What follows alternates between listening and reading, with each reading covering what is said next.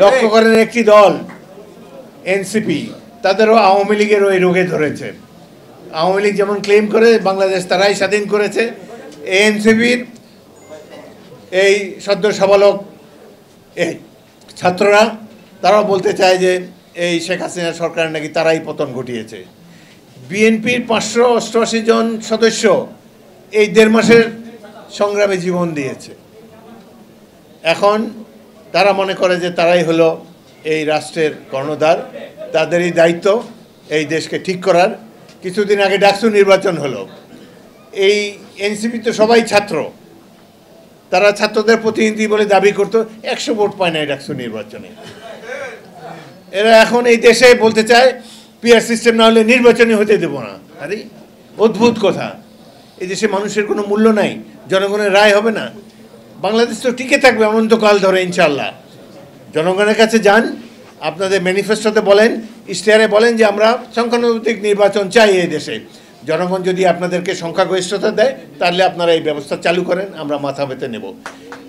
কিন্তু এইভাবে জনগণের উপরে 2-3টি রাজনৈতিক দল ইউরোপ আমেরিকার থেকে আগত বুদ্ধিজীবীদের দ্বারা পরিচালিত হয়ে এই ধরনের সিস্টেম করতে দেওয়া বাংলাদেশের গণতন্ত্রের জন্য অত্যন্ত ক্ষতিকর হবে।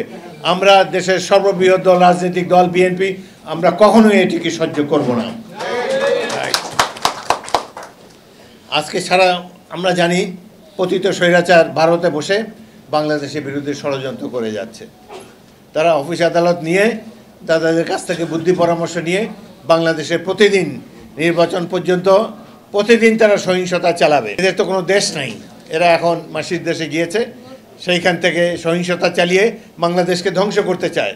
এত অত্যাচার, নিপীড়ন, মানি লন্ডারিং করে দেশের অর্থনীতি ফোকলা করে দিয়ে গেছে, কিন্তু এদের জন্য তাদের কোনো অনুশোচনা নাই, তারা কোনো দুঃখবোধ তাদের নাই। এই যে বাংলাদেশের 25টি প্রতিষ্ঠান ধ্বংস করে গেল, 3টি নির্বাচনে একের পর এক তারা যে প্রহসন মঞ্চস্থ করে জনগণের গণতন্ত্রকে ধ্বংস করে গেল, এই জন্য তাদের মধ্যে কোনো অপরাধ বোধ ক্রিয়াশীল নয়। তারা প্রতিবেশী রাষ্ট্র ভারতের স্বার্থ উদ্ধারের জন্য রাজনীতি করে, ভবিষ্যতেও তাই করবে, এদের মধ্যে কোনো পরিবর্তন আমরা দেখতে পাচ্ছি না। হিল ট্র্যাক্সে আবার শুরু হয়েছে পুরানো খেলা।